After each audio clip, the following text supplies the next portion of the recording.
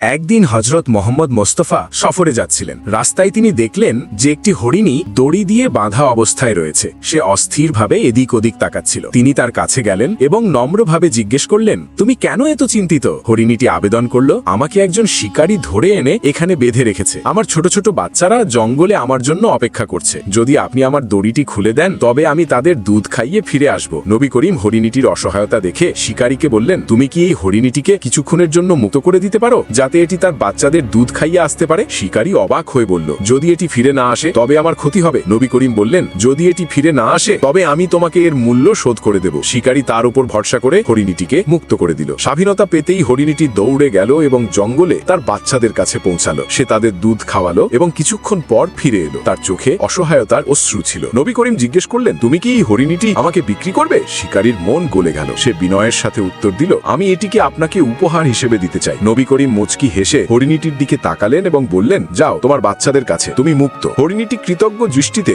নবী করিমকে দেখল এবং জঙ্গলের দিকে দৌড়ে গেল।